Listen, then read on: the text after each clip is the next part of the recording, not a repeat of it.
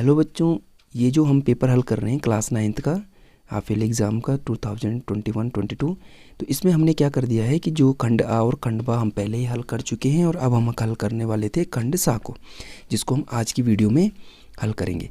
देखिए बच्चों, इसमें देखिए अगर मैं खंड सा की बात करता हूँ तो अगर आप देख रहे होंगे तो इसमें बेटा टोटल देखिए यहाँ तक इसमें टोटल कितने क्वेश्चन हैं, यहाँ से 16 से 25 तक इसमें कम से टोटल 10 क्वेश्चन है। अब लगाए बच्चों, अगर मैं 10 क्वेश्चन को हल करूँगा तो समय तो थोड़ा लगेगा, तो आपसे रिक्वेस्ट है कि थोड़ा धैर्य बनाए रखें, क्योंकि अब मुझे प्रत्येक क्वेश्चन को कॉन्सेप्ट के साथ समझाना भी है, बारीकी से अच्छे से समझाना है आप लोगों को, तो थोड़ा टाइम तो लगेगा बच्चों। तो आपका यही है कि आप थोड़ा धैर्य बनाए रखें। मैं अपनी तरफ से यही कोशिश करूँगा कि मैं आपको बोर ना करूँ, जितना अच्छे से मैं मेरे से हो सके मैं आपको अच्छे से समझा सकूँ। तो चलिए अब शुरू करते हैं इसका खंड सा क्वेश्चन नंबर 16। तो चलिए बच्चों, ठीक है, पहले मैं यहाँ लिख लेता हूँ खंड सा। पेपर में भी हमें इसी प्रकार से करना चाहिए, खंडा के क्वेश्चन पहले, फिर खंड बा, फिर खंड सा। हम बच्चे क्या कर लेते हैं कि बहुत बार मैंने देखा है बच्चों को कि कोई खंड सा से कर दिया, कहीं खंडा से कर दिया, खंड नहीं, ऐसा नहीं, सिस्टमेटिकली करो। चाहे आप जगह छोड़ दो, जैसे खंडा कर दिया उसमें जो क्वेश्चन नहीं आ रहा उसके लिए जगह छोड़ दो, फिर खंड बा करो, उसमें जो नहीं आ रहा उनके लिए जगह छोड़ो, फिर खंड सा के लिए आगे से करो। ऐसा नहीं कि आगे पीछे नहीं करनी चाहिए, उसमें ना चेक करने में बहुत दिक्कत होती है। ठीक है, तो देखिए अब ये 16वां क्वेश्चन है। ये क्या कह रहा है, ये कह रहा है बच्चों कि सिद्ध कीजिए कि त्रिभुज के अंतःकोणों का योगफल 180 अंश होता है। बहुत अच्छा क्वेश्चन है, बहुत ही अच्छा, ठीक है, और इम्पॉर्टेंट भी है, बहुत बहुत बारीक पूछा गया है। ठीक है, तो सिद्ध करना है कि हमें त्रिभुज के जो अंतःकोण होते हैं उनका योगफल कितना होता है, 180 अंश होता है। तो देखिए सबसे पहले हम क्या करेंगे, एक त्रिभुज को बना लेते हैं। ठीक है, हमने एक त्रिभुज बनाया। ठीक है, मान लो ये है ए, ये है बी और ये है सी। ठीक है, माना ए बी सी क्या है, एक त्रिभुज है। माना ए बी सी एक त्रिभुज है। ठीक है, ए बी सी क्या है, एक त्रिभुज है। अब ये जो त्रिभुज है इसमें क्या क्या दिख रहा है हमें कि जो इसमें देखिए ए बी सी, अब इसमें भुजाएं हैं तो कोण भी होंगे। ठीक है, तो हम मान लेते हैं देखिए, मान लो एक ये है कोण है, ये इसको हम 2 बार कर लेते हैं, इसमें हमें 3 बार कर ले। इसका मतलब ये होगा कि जो कोणों की माप है वो समान नहीं, अलग अलग है। ठीक है, तो मान लो इसका 1 है, ये क्या है 2 है और ये क्या है 3 है। ठीक है, तो हमें सिद्ध करना है, देखिए क्या सिद्ध करना है, सिद्ध करना है, हमें क्या सिद्ध करना है कि कोण 1 धन कोण बी धन कोण 3 बराबर कितना होता है, 180 अंश होता है। ये हमें सिद्ध करना है बच्चों। चलिए अब हम इसमें थोड़ा कंस्ट्रक्शन का काम करते हैं, हम इसमें रचना करते हैं। रचना क्या करेंगे हम, ध्यान से देखिए, ये बहुत इंपॉर्टेंट है, एक चीज़ समझ के तो हो गया क्वेश्चन। हम क्या करेंगे, हम करेंगे त्रिभुज ए बी सी में, ठीक है, भुजा बी सी के समांतर, बी सी के समांतर शीर्ष, या हम लिख सकते हैं बिंदु, कोई दिक्कत नहीं, कुछ भी भाषा तो आप बना सकते हैं, ए से एक रेखा खींचेंगे। ठीक है, एक रेखा क्या करेंगे, खींचेंगे। ठीक है, उस रेखा का नाम हम कुछ भी रख सकते हैं, एक रेखा, चाहे तो आप 1 मिनट है, इसको हम लिख सकते हैं एक रेखा एल एम खींचेंगे। चलिए ऐसे लिख दीजिए, खींचेंगे। ठीक है, चलिए खींचते हैं। ये आया त्रिभुज, ये है बिंदु ए से होने वाली रेखा है, ये एल और ये है एम। ठीक है, तो क्या कहा इसने कि जो ये बी सी है, इस बी सी के समांतर, देखिए ये और ये जो एल एम है, ये दोनों आपस में क्या होंगे, समांतर होंगे। तो इन समांतर, और यहाँ से इस बिंदु से, इसी त्रिभुज के जो ए वाला बिंदु है, इससे होकर ये जा रही है। तो अब मैं अगर इस रेखा को देखूँ, ठीक है, अब मैं देखूँगा, देखो क्या लिखना है, चूँकि एल एम एक सरल रेखा है, दिख रहा सबको, यह क्या है बेटे, एक सरल रेखा है। ठीक है। तो अगर ये एक सरल रेखा है तो हमें क्या पता है, हमें ये देखो ये बहुत बेसिक कॉन्सेप्ट है यहाँ पे कि कोई रेखा होती है ना तो उस रेखा पे जो टोटल एंगल बनता है, ये सीधी रेखा पे जो कोण बनता है वो हमेशा 180 अंश का होता है। कितने अंश का होता है? 180 अंश का, यहाँ से यहाँ तक। तो जब ऊपर की तरफ 180 अंश का तो नीचे की तरफ भी तो 180 अंश का होगा ना, सॉरी, है ना। तो यहाँ वाला इसको मान लो, चलो पहले यहाँ से यहाँ तक आइए, 4 है, मान लो ये कोण 4 है ना, 1 2 3 तो खत्म हो गए, 4 है और ये कितना है? 5 है। तो हम क्या समझे कि यहाँ से यहाँ तक 180 अंश होगा या नहीं होगा? तो मैंने क्या लिख दिया, चूंकि LM एक क्या है? सरल रेखा है, ठीक है। तो इसलिए क्या होगा कि कोण 4 धन कोण 1 धन कोण 5 बराबर 180 अंश। ये है इम्पोर्टेंट पॉइंट। आई होप आपको समझ में आ रहा है। क्या कहा कि क्योंकि एक सरल रेखा है, अब हमें पता है कि एक सरल रेखा की चाहे ऊपर की तरफ हो चाहे नीचे की तरफ हो, भाई कोण चाहे ऐसे में बन रहा हो चाहे नीचे की तरफ बन रहा हो, तो होगा कितना? वो 180 अंश होगा। तो नीचे की तरफ जो यहाँ से और यहाँ तक, पहले यहाँ से यहाँ आया कोण, फिर यहाँ से यहाँ आया, फिर यहाँ से यहाँ आया, तो इसमें 3 कोण बन रहे हैं, 4 1 और 5। तो इन तीनों का योगफल देखो, 4 1 5, इन तीनों का योगफल 180 अंश होगा या नहीं होगा? सिंपल, यही तो मैंने लिखा। इसको मैंने क्या मान लिया? समीकरण नंबर 1। अब देखिए, अब यहाँ पे एक चीज़ और है, चूंकि जो ये रेखा थी बेटा, माने LM खींचे ना, जो LM है वो किसके समांतर है? BC के समांतर है, ठीक है। तो इसमें जो 2 तिर्यक रेखा होगी, तो तिर्यक रेखा AB एवं AC के लिए ध्यान से समझिए। देखिए ये और ये समांतर है, क्लियर है, ठीक है। यहाँ पे मैं बताता हूँ, मान लो ये 2 रेखाएं क्या है? समांतर है। तो इसमें कोई मान लो इस तरह से कोई रेखा आ रही, तो ये तिर्यक रेखा होती थी कि नहीं होती थी? होती थी, ठीक है। तो इसमें मान लो ये AC है, यही तो है A और C, ये देखो ना, मान लो इसको मैं थोड़ा आगे की तरफ बढ़ा दूँ, इसको भी आगे, तो यही तो है, ये है ना, ये ऐसे मान लो ऐसा। तो ये तिर्यक रेखा AC हुई कि नहीं हुई? ये तिर्यक रेखा AC हुई, ठीक है। इसी प्रकार से दूसरी तिर्यक रेखा ये भी तो हुई, AB वाली, हुई कि नहीं हुई? तो अब ये देखिए कि जब ये एक तिर्यक रेखा होती तो इनके एकांतर कोणों का युग्म क्या होता था? बराबर होता था। ध्यान से समझिए। तो अगर बेटा मैं AB के लिए देखूं, ध्यान से देखो AB, तो AB में जो ये 4 वाला कोण है ये 2 के बराबर होगा कि नहीं होगा? है ना। इस प्रकार देखो, मान लो ये है और इस प्रकार से ये है, तो जो ये 4 वाला कोण, ये तो है 4 वाला कोण, तो ये इस 2 के बराबर होगा कि नहीं होगा? ध्यान से देखिए आप, इस प्रकार ये 4 वाला 2 के बराबर होगा, ठीक है। तो मैं लिख सकता हूँ, मैंने यहाँ पे लिख दिया तिर्यक रेखा AB और AC के लिए क्या होगा कि जो कोण मेरा 4 होगा वो बराबर होगा कोण 2 के, एवं, ठीक है। दूसरी इस वाले में अगर हम देखें तो कोण 5 कोण 3 के बराबर होगा कि नहीं होगा? एवं कोण 5 बराबर कोण 3 के। समझ में आया होगा आपको, ठीक है ना, कि जो ये वाला कोण होगा, ये वाला, ये इसके बराबर होगा और जो 5 वाला होगा वो इसके बराबर होगा, ठीक है। यहाँ से रेखाएं एवं कोण क्लास 9th का कौन सा चैप्टर है? ये 5वां चैप्टर है, नहीं सॉरी 6वां चैप्टर है। और अगर आपने उसको अच्छे से पढ़ा होगा तो ये आपका कॉन्सेप्ट क्लियर होना चाहिए। अगर नहीं होगा तो कोई नहीं, कमेंट बॉक्स में आप लिख लेना, मैं इसको दोबारा से और अच्छे तरीके से इसको समझाने की कोशिश करूँगा, ठीक है। तो ये मेरा हो गया, ठीक है। तो ये मेरा समीकरण नंबर 1 था। अब मैं इसको मान लो ये है समीकरण नंबर 2, ये समीकरण नंबर 3। अब मैं क्या करूँगा, समीकरण 2 एवं 3 का मान समीकरण 1 में रखने पर, ठीक है। तो रखते हैं। देखिए समीकरण 1 क्या था, ये देखिए यहाँ ये था 4 1 और 5। तो हम क्या करेंगे, क्योंकि 4 बराबर 2 है तो 4 की जगह 2 रख देंगे, ठीक है। तो यहाँ पे जो कुछ कोण 4 था उसकी जगह हम रख देंगे कोण 2, ये ऐसे रहेगा, प्लस इसकी जगह क्या आ जाएगा, कोण 5 की जगह कोण 3 आ जाएगा। अब बराबर में कितना, 180 अंश।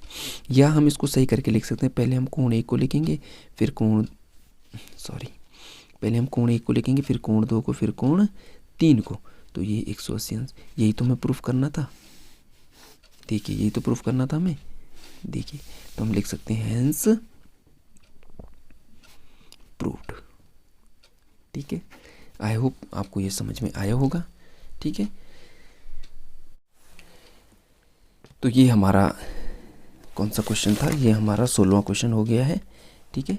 और अब हम करते हैं बच्चों इसका 17वां क्वेश्चन। 17वां क्वेश्चन क्या कर रहे हैं, x plus 2y plus 4z का होल स्क्वायर के गुणनखंड ज्ञात कीजिए। ये थोड़ा लेंथी क्वेश्चन है तो मैं इसको दूसरे पेज पे करता हूँ, ठीक है।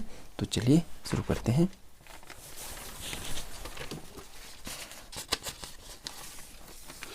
तो ये क्या है, 17वां क्वेश्चन कह रहा है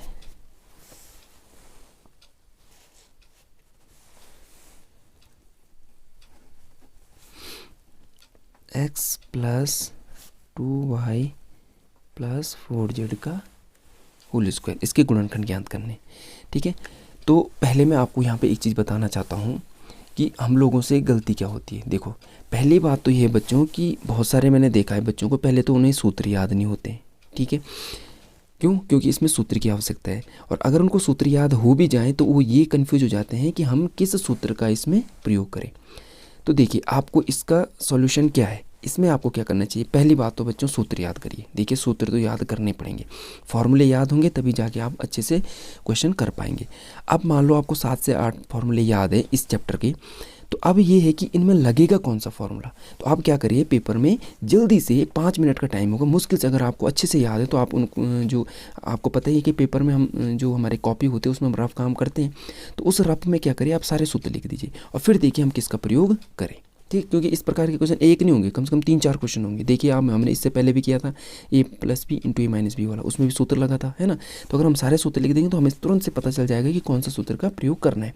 फिर ये होता है कि अब हम देखने के लिए कैसे चेक करें। अब जैसे जब आप पूरे सूत्र लिख लेंगे तो आपको उसमें क्या देखना है, आप देखना कि देखिए जैसे 3 पद होंगे, देखो 1 टर्म 2 टर्म 3 टर्म, है ना, 3 पद है इसमें, 1 2 3, तो 3 पद वाला सूत्र आपको अपने आप दिख जाएगा। और उसमें क्या देखोगे, बाहर से घात होगी 2, तो आप अपने आप पहचान लोगे, ओहो ये इसमें ये सूत्र लगेगा। तो इसमें जो सूत्र लगने वाला है वो सूत्र होता है, यहाँ पे हमें लिखना पड़ेगा क्योंकि सूत्र भी बहुत ज़रूरी है। हम लिखेंगे, देखिए a प्लस बी प्लस सी का होल स्क्वायर, ये 3 पद है ना इसमें, 1 2 3, ठीक है। तो इसमें भी 1 2 3, घात 2 है, इसकी घात भी 2 है, इसका मतलब यही सूत्र लगेगा, ठीक है। दूसरी बात क्या है कि जो मैंने बहुत सारे जैसे टीचर या कहीं मैंने जैसे बुक्स में मैंने देखा है कि उन्होंने जो सूत्र दे रखा है वो x plus Y plus Z में दे रखा है, तो मैं उसमें नहीं लिखता हूँ, ये मेरा अपना है, मैं a प्लस बी प्लस सी में लिखता हूँ, क्योंकि इसमें मुझे थोड़ा अंतर दिख जाता है ना, अलग अलग। क्योंकि अगर मैं उसमें लिखता तो फिर यहाँ पे कन्फ्यूजन पैदा हो जाता है। तो चलिए, तो सूत्र क्या होता है, देखिए हम इस सूत्र को लिखते हैं। a पहले आएगा a का square, b square plus C square, ठीक है। तीनों का आगे एक एक बार, A square plus B square plus C square plus 2ab plus 2bc plus 2ca, ठीक है। ये आ गया इसका सूत्र। अब हम क्या करेंगे, अब यहाँ देखिए एक एक कॉन्सेप्ट को देखिए आप। यहाँ देखिए बच्चों, ए की जगह क्या दिख रहा है आपको, देखिए इस ये जो ब्रैकेट है और इस ब्रैकेट की तुलना करेंगे तो जहाँ पे ए है ना वहाँ पे एक्स है, तो मैं लिख सकता हूँ ए बराबर क्या है, एक्स। अगर मैं बी को देखूँ तो बी की जगह पे मेरे को क्या दिख रहा है, 2y दिख रहा है, और सी की जगह पे मेरे को क्या दिख रहा है, 4z दिख रहा है सबको, ठीक है। अब यहाँ पे क्या है कि जो ये दिख रहा है, एक एक चीज़ हमने चेक कर ली। अब ध्यान दीजिए, यहाँ भी प्लस है तो इसलिए यहाँ पे हमने कहीं पे माइनस का साइन नहीं लगाया, ठीक है। तो ये चीज़ हो गई। अब सेम, अब इस सूत्र को देखिए, अब आप ऊपर भूल जाए, अब सूत्र को देखिए, यहाँ पे a है ना, तो a की जगह क्या लिखना है, क्योंकि a बराबर x है तो a की जगह क्या लिख दीजिए, इसलिए a की जगह आ जाएगा x प्लस प्लस b की जगह क्या है, यहाँ पे b है ना, तो b की जगह हम लिख देंगे 2y प्लस c की जगह हम क्या लिख देंगे, 4z का होल स्क्वायर, यही था ना होल स्क्वायर, ठीक है। बराबर की जगह बराबर a स्क्वायर, a मैंने x square plus B square means 2y का होल स्क्वायर। देखो यहाँ पे ध्यान रखना, क्योंकि b की जगह ये दो टर्म है यहाँ पे, अब इसको टर्म नहीं बोल सकते लेकिन दो वो है, एक चर है और एक अचर है, 2 से मिलके बना हुआ है ना ये b, तो इसलिए हम दोनों की पावर आएगा, ठीक है। प्लस सी भी ऐसी है, 4 और z को मिलके बना रहा तो इसलिए पूरे की पावर आ जाएगी, ठीक है, 4z स्क्वायर, ठीक। इसके बाद आएगा प्लस 2 a की जगह, चलो कोष्टक में लिखिए, सबसे बढ़िया होता है कोष्टक में लिखिए, प्रत्येक को कोष्टक में, बी की जगह 2y, ठीक है, प्लस 2 बी की जगह कितना है, 2y है, और सी की जगह कितना है, 4z है। फिर आ जाएगा प्लस प्लस 2 सी की जगह देखिए कितना है, सी की जगह कितना है 4z और ए की जगह कितना है x। ठीक है, तो इस प्रकार से हमने इसको कर दिया है, एक एक सब हमने इसमें लिख दिए। तो चलिए अब इसको हल करते हैं। तो यहाँ हमने छेड़ना नहीं है क्योंकि ये तो हमें क्वेश्चन दे रखा है। तो देखिए आगे ये ऐसे रहेगा, ठीक है, ए स्क्वायर प्लस बी स्क्वायर, मैंने 2 का स्क्वायर कितना हो जाएगा 4, वाई का square Y square plus C square, मैंने 4 का वर्ग कितना हो जाएगा 16, जेड का स्क्वायर प्लस 2ab मीन्स 2 दूनी 4 और x और y का गुणा हो जाएगा बेटा एक्स वाई। इतना मैं पता है ना, ब्रैकेट मतलब ब्रैकेट मीन्स होता है गुणा करना, कोष्टक में गुणा, ठीक है, प्लस 2 ये देखो 2bc मीन्स 2 दूनी 4, 4 चौको 16 वाई जेड, ठीक है, 4 दूनी 8, 8 दूनी 16 प्लस आगे कितना है देखिए 2 चौको 8, आगे तो है नहीं 8 और ये कितना जेड इंटू एक्स, और यही हमारा क्या है आंसर है। देखिए कितना छोटा क्वेश्चन, मतलब अगर आपको फॉर्मूला पता है ना, और देखिए ये क्वेश्चन कितने नंबर में है 3 नंबर का है। तो बच्चों अगर ये 3 नंबर है ना, मैं इतना कह रहा हूँ कि अगर आप इतना और इतना भी लिख दो, मान लो इसमें आप गलती कर दो तो 2 नंबर आपको कंप्लीट मिलेंगे, तो कम होते 2 नंबर है ना। लेकिन मेन क्या है सूत्र, अगर हमें सूत्र पता नहीं होगा कुछ नहीं हो सकता, ठीक है। तो ध्यान रखिए सूत्र जरूर याद करिए आप, किसी भी क्वेश्चन में अगर आप सूत्र लिख देते हैं ना तो टीचर उसमें काफ़ी, वो अगर आधा नंबर भी रखते हैं टीचर तो आधा का 1 हो जाता है ना, तो ये हमेशा ध्यान रखें। चलिए अब इसका क्वेश्चन नंबर 17वां करते हैं। क्या कह रहा है 17वां क्वेश्चन, क्या कह रहा है, सॉरी 17वां तो ये था, सॉरी 18वां क्वेश्चन, यूक्लिड की 5वीं अभिधारणा स्पष्ट कीजिए। देखिए यूक्लिड की 5वीं अभिधारणा,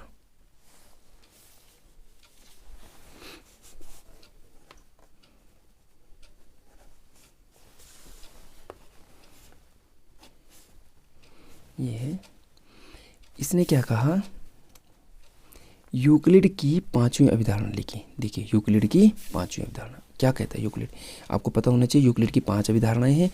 प्रथम 4 तो बहुत आसान है, वो आपको याद होनी चाहिए, लेकिन 5वीं अभिधारणा बहुत इंपॉर्टेंट है, ये बहुत बार पूछी जाती है। ये क्योंकि वो क्यों है ये, क्योंकि थोड़ा क्या है लंबी है। देखिए मैं इसको कॉन्सेप्ट के साथ समझा दूंगा, आप देखिए क्या करना है आपने, लिखने के लिए भाषा आप कुछ भी लिख सकते हैं, एक बार समझ लीजिए आप ऐसे। तो ये कह रहा है, तो देखिए भाषा को समझिए, यदि 2 सीधी रेखा, देखो सीधी रेखाओं की बात वो क्यों कर रहा है मैं आगे समझाता हूँ आपको। यदि 2 सीधी रेखाएं हैं, ठीक है, अब उन रेखाओं को एक जो सीधी रेखा, एक तीसरी सीधी रेखा आती है, वो क्या करती है उन दोनों रेखाओं को प्रतिच्छेद करती है, ठीक है। क्या करती है, 2 सीधी रेखाएं हैं, उन पर एक सीधी रेखा ऊपर से गिरती है और वो उन दोनों रेखाओं को क्या करती है बेटा प्रतिच्छेद करती है। तो उस रेखा के एक ही ओर, ठीक है, तो उस रेखा की, चलो इसको चित्र के हिसाब से यहाँ से करते हैं, ठीक है। उसने कहा मान लो 2 सीधी रेखा है, ठीक है, एक सीधी रेखा ये है, ठीक है भाई, और एक सीधी रेखा बेटा ये है ना, दोनों सीधी रेखा है, ठीक है। इन दोनों सीधी रेखाओं को एक सीधी रेखा, एक दूसरी सीधी रेखा आती है ये है मान लो, ठीक है, एक सीधी रेखा ये है, 3 सीधी रेखा हो गई। तो 2 सीधी रेखाओं को अगर क्या होता है, यदि 2 सीधी रेखा है, इनको एक सीधी रेखा क्या कर रही है प्रतिच्छेद, प्रतिच्छेद मैंने काटना, ठीक है, इसको यहाँ पे काट दिए, इस वाली रेखा को यहाँ पे काट दिए। मान लो ये रेखा L है और ये है मान लो P और ये है Q। तो ये जो PQ रेखाएं हैं जो कि सीधी है, इनको एक L सीधी रेखा क्या करती है, 2 जगह इन दोनों रेखाओं को क्या करती है बेटा, उस रेखा को एक ही क्या करती है प्रतिच्छेद करती है, ठीक है। अब देखिए आगे, तो उस रेखा के, ठीक है, उस रेखा में जो ये L वाली रेखा है, जो L वाली रेखा है, तो उस रेखा के एक ही ओर के अंतःकोणों, तो एक ही ओर के अंतःकोण, देखो अंतःकोण हमें पता होना चाहिए, 2 ये कोण है और ये कोण अंतर है ना, ये दोनों रेखाओं के अंदर, और दूसरा अंतःकोण कौन है, ये वाला और ये वाला, मान लो ये कोण है A और ये कोण है B, ठीक है। तो एक ही ओर, एक ही तरफ उस रेखा के एक ही ओर के अंतःकोणों का योगफल क्या होता है, एक संपूरक, संपूरक मैंने 180 से क्या होता है कम हो, 180 से क्या हो कम हो, अर्थात ये कहना चाह रहा है कि अगर मैं इस कोण को, कोण A और कोण B को क्या करता हूँ जोड़ता हूँ, और ये इन दोनों का जो योगफल आता है वो किससे कम आता है 180 से, ये है मेन कॉन्सेप्ट, ठीक है। इन दोनों कोणों का योगफल कितना आता है, एक संपूरक से 180 अंश से क्या आता है बच्चों कम आता है। तो अगर इन सीधी रेखाओं को, ये कह रहा है कि अगर इन सीधी रेखाओं को हम क्या करते हैं, आगे बढ़ाते हैं अनिश्चित काल के लिए, अनिश्चित रूप से, मतलब बढ़ाते जाते हैं बढ़ाते जाते हैं इसको हम क्या करते हैं, बढ़ाते जाते हैं बढ़ाते जाते हैं बढ़ाते जाते हैं, तो ये क्या करेगी, कहीं पे मिल जाएगी। लेकिन मिलेगी कहाँ, इस तरफ, इधर नहीं मिलेगी, है ना। ये तो दिख रहा है, खुद ही दिख रहा है। ये इधर की तरफ कहाँ से मिलेगी, इधर की तरफ, तो ये और चौड़ी होती जाएगी और मिलेगी कहाँ से, इधर की तरफ। समझ में आ गया।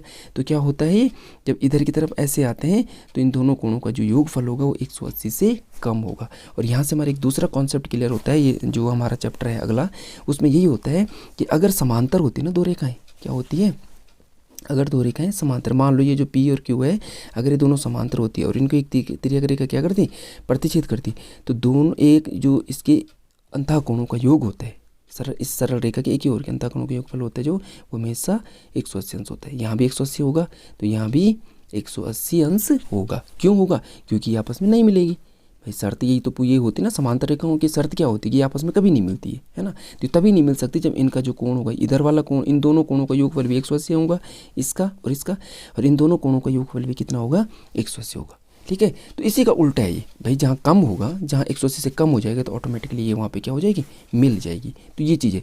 अगर मान लो आपको भाषा बनानी नहीं आ रही, मैं आपको सच बता रहा कि अगर आपको भाषा बनानी नहीं आ रही है, आप क्या करते हैं, इस प्रकार से एक फिगर बनाते और ये कॉन्सेप्ट भी यहाँ लिख देते हैं, तो मेरे हिसाब से आपको पूरे नंबर मिलने चाहिए। ठीक है, चलिए अब अगला क्वेश्चन देखते हैं। ये है क्वेश्चन नंबर 19। क्या कह रहा है, एक चतुर्भुज के कोण है 3, 5, 9 और 13, किसमें, ये अनुपात में, 3 अनुपात 5 अनुपात 9 अनुपात 13 के अनुपात में। तो चतुर्भुज के चारों कोण बताइए। देखो कोण तो दिए हैं लेकिन अनुपात में दिए हैं, बस अनुपात को तोड़ना है और कोण निकालना है। बहुत आसान क्वेश्चन है। देखिए कैसे करेंगे हम। ये है कौन सा, ये 19वां। ठीक है, तो 19वां क्वेश्चन देखते हैं। दिया है बेटा, दिया है, ठीक है, क्या दिया है, चतुर्भुज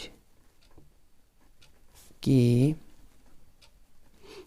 कोणों का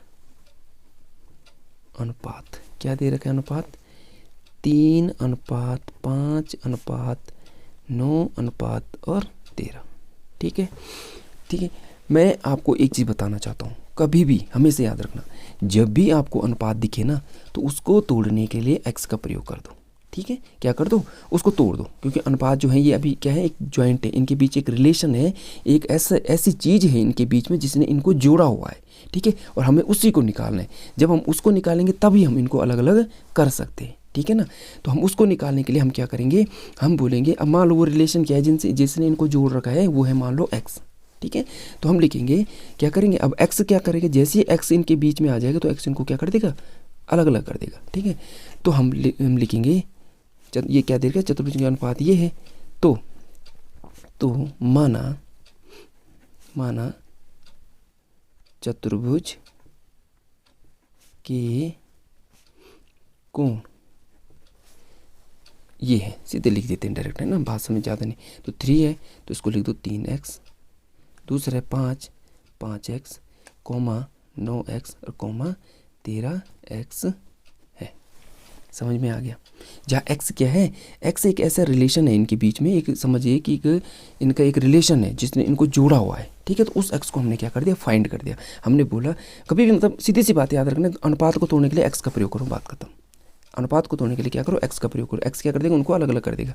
तो माना चतुर्भुज के कोण अब क्या हो गए, 3x है, 5x है, 9x है और 13x है। क्लियर है, तो ठीक है, ठीक है, चलो हाँ।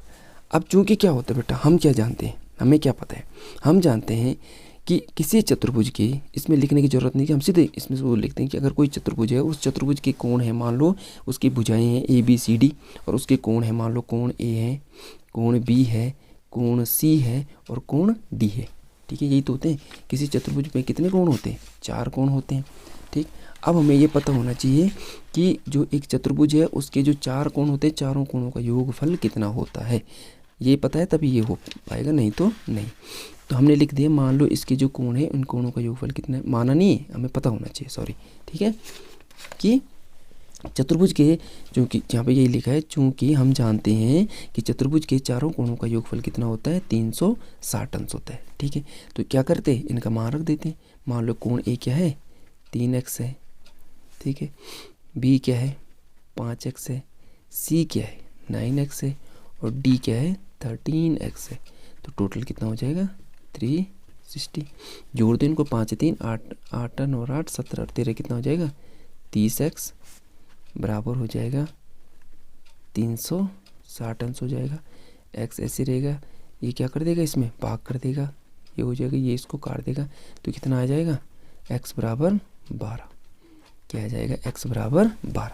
मीन्स 12 एक ऐसा नंबर है जिसने इन तीनों को क्या कर रखा था, एक रिश्ते से जोड़ रखा था, इस अनुपात में जोड़ रखा था। समझ में आ गया?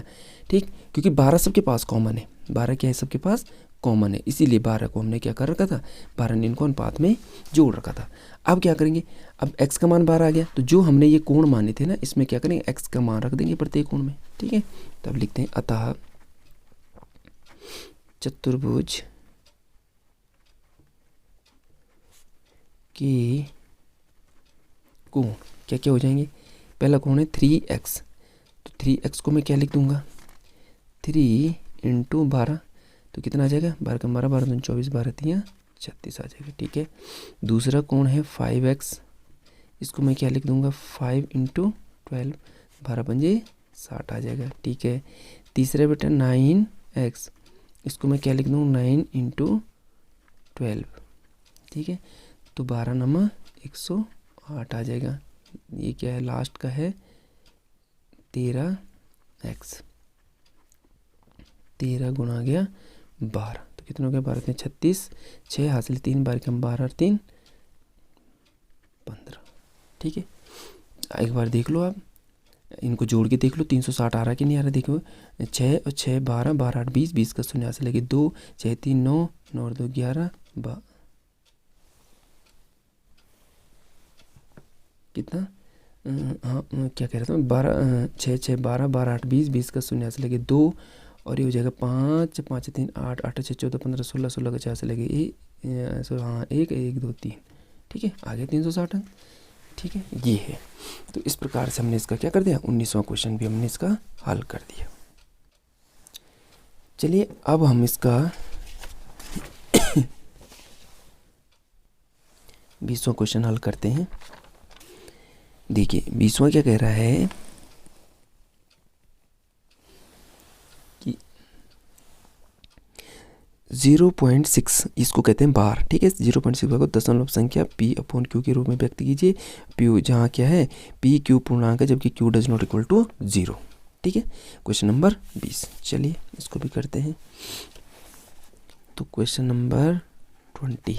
ठीक है, ये क्या कह रहा है, हमने क्या करना है, सबसे पहले याद रखिए जब भी क्वेश्चन देख रहे क्वेश्चन ना, जो ये दे रखा है इसको हमें ऐसे में लिखना है, कैसे p/q के रूप में लिखना है। ठीक है, तो हम क्या करेंगे, देखिए बार का मतलब क्या होता है, जब हमने याद होगा आपको जब हमने शांत और अशांत पढ़ा था इसी पेपर में।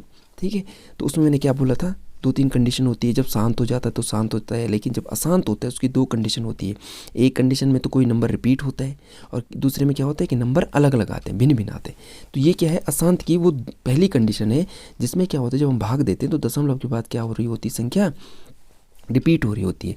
अब जैसे अब इसमें ये होता है कि जिस संख्या के ऊपर बार लगा हुआ है वही संख्या रिपीट होती है। ठीक है, मान लो बेटा अगर यहाँ पे 0 ऐसा होता 0.24 तो 24 के ऊपर बार होता तो इसका मतलब ये था कि जो हमारे 24 है वो 24 24 24 24 रिपीट हो रहा, वही नंबर रिपीट हो रहा। लेकिन यहाँ पर हमारे पास क्या है कि एक संख्या है। ठीक है, तो क्या है 0.6 बार, तो इसका मतलब 6 क्या हो रहा हमारा रिपीट हो रहा। तो हम इसको करते हैं। देखिए तो हम क्या करेंगे, सबसे पहले क्या करें, मैं सीधा हल कर रहा हूँ। ठीक है, हम लिखेंगे दिया है। देखिए एक एक चीज़ को देखिए मैं किस प्रकार से क्वेश्चन को हल कर रहा हूँ। दिया है, जो मेरे पास दिया होगा ना उसको क्या कर दो x मान लो। ठीक है, जैसे मेरे पास दे रखा है इन्होंने 0.6 बार ये दे रखा है। ठीक है, ये दे रखा है। यहाँ पे क्या करना है, जैसे मैं यहाँ पे लिखूँगा दिया है, आप क्या करोगे बराबर में x बराबर मान लोगे। ठीक है, चलो इसको ऐसा करते हैं, इसको थोड़ा चेंज करके करते हैं। दिया है चलो इसी को लिख दो, दिया है 0.6 बार। ठीक है, दिया है 0.6 बार। ठीक है, इसको हमने जैसे दे रखा है वैसे कर दिया हमने। ठीक है, इसको मैंने लिख दिया कि दिया है ये दे रखा है। ठीक है, अब मैं यहाँ पे क्या करता हूँ माना, इसको यहाँ पे थोड़ा चेंज कर रहा हूँ मैं, माना मतलब एक एक इसको सही से समझाने के लिए। अब है ये माना, इसको हमने x मान लिया कि ये क्या है, x बराबर क्या है 0.6666, जितना मर्जी उतनी बार लिखो और ये डॉट डॉट उसमें लगा दो। दिया क्या है हमें 0.6 बार है, ठीक है। अब हम इसको क्या करेंगे कि माना बराबर की माना क्या है, x बराबर हमारे ये है, इसको हमने x के बराबर पुट कर दिया, ठीक है, लेट कर दिया मान लो, तो इसको हमने x के बराबर मान लिया। अब यहाँ पे हमने क्या ध्यान देना है कि देखना है बेटा कि जो नंबर रिपीट हो रहे हैं ना, कितने नंबर रिपीट हो रहे हैं, 1 2 3 या 4, ठीक है। तो हम देख रहे हैं यहाँ पे एक नंबर रिपीट हो रहा है, कितने नंबर रिपीट हो रहा है, 1। तो एक शून्य वाले का हम क्या कर देंगे, दोनों पक्षों में गुणा कर देंगे। समझ में आया? चलो इसको समीकरण नंबर 1 मान लो, ठीक है। क्या करेंगे कि देखिए समीकरण 1 में, ठीक है, दोनों पक्षों में किसका गुणा करेंगे, 10 से गुणा करने पर, 10 से गुणा करने पर। क्यों किया 10 का, मैंने क्या बोला, जितनी संख्या रिपीट, अगर यहाँ पे 2 संख्या रिपीट हो रही है तो 2 जीरो मैंने 100, 3 संख्या रिपीट हो रही है तो 3 जीरो मैंने 1000, ठीक है। लेकिन यहाँ पे एक की संख्या रिपीट हो रही है, देख रहे हैं ना, अब 6 के ऊपर ही बाहर है, तो इसलिए हम 10 का गुणा कर देंगे दोनों तरफ, ठीक है। दोनों पक्षों में जब हम 10 का गुणा कर देंगे तो ये तो हो जाएगा बच्चों 10x, ठीक है। इधर हो जाएगा, ध्यान से देखिए, चलो मैं इसको खाली कर देता हूँ, 0 मान लो 6 है 6 है 6 है 6 इस तरह से, और यहाँ मैं 10 का गुणा करता हूँ। तो पता होगा आपको कि जब 10 का गुणा होगा तो मेरा एक दशमलव इधर की तरफ खिंच जाएगा, सॉरी x लिखना था ना यहाँ पे, 10x बराबर क्या कहा मैंने कि जो एक दशमलव होगा वो एक स्थान इधर की तरफ खिसक जाता है, तो मेरा जो 6 के इधर दशमलव आ जाएगा, पहले यहाँ था ना, अब यहाँ नहीं इधर हो जाएगा, ठीक है। ये हो गया, इसको हम बोल देंगे समीकरण नंबर 2। मुझे उम्मीद है कि आपको समझ में आ रहा होगा। अब इसके बाद आगे क्या करेंगे, अब क्या करेंगे, समीकरण 2 सीधे माइनस कर दो, माइनस समीकरण 1, क्या कर दो, समीकरण 2 में से a को घटा दो। लिखते हैं, पहले 2 को लिखो, पहले 10x इज इक्वल टू 6.666 और डॉट डॉट, देखो डॉट डॉट जरूर लिखना है आपने, क्योंकि जब बाहर हट गया है ना, जैसे ही बाहर हटते तो डॉट जरूर लिखना है, यहाँ पे गलती मत कर देना, छोटी छोटी चीज़ें ध्यान देनी है। पहली इक्वेशन क्या है, x बराबर, अब दूसरी चीज़ हमेशा याद रखना, जब भी हम दशमलवों का जोड़ घटाना या कुछ भी चीज़ करते हैं, खास करके जोड़ और घटाना, तो हमेशा दशमलव के नीचे दशमलव आता बेटा, ये ध्यान रखना। अगर आपको ये बेसिक कॉन्सेप्ट नहीं आता ना, भिन्न से लेके 10 कोई भी चीज़ हो, क्योंकि मेरा मकसद उन बच्चों को पढ़ाना है जो जिनको बिल्कुल मैथ नहीं आती, ठीक है, जो बिल्कुल कमज़ोर है। तो आप क्या करना, मुझे बता देना, मैं आपको कमेंट बॉक्स में लिख देना कि सर हमें ये चीज़ नहीं आती, ये कॉन्सेप्ट हमारा क्लियर नहीं, तो मैं अच्छे से बिल्कुल कॉन्सेप्ट के साथ आपको समझा दूंगा। तो जैसे भिन्न क्या होती है, भिन्नों का एक रूल है कि हमेशा जब भी हमें जोड़ना हो या घटाना हो, दशमलव के नीचे दशमलव आता है। तो देखिए यहाँ पे दशमलव है, तो दशमलव के नीचे दशमलव, ठीक है। अब दशमलव का इकाई अंक क्या है, दशमलव का इकाई अंक क्या है, यहाँ 0, तो यहाँ एक 0 आ जाएगा। और इधर की तरफ क्या है, देखिए 6 6 6 और उसके बाद बाहर है कि नहीं है, देख लीजिए आप। अब क्या करना है, इनको घटाना है, क्या करना है, घटाना है।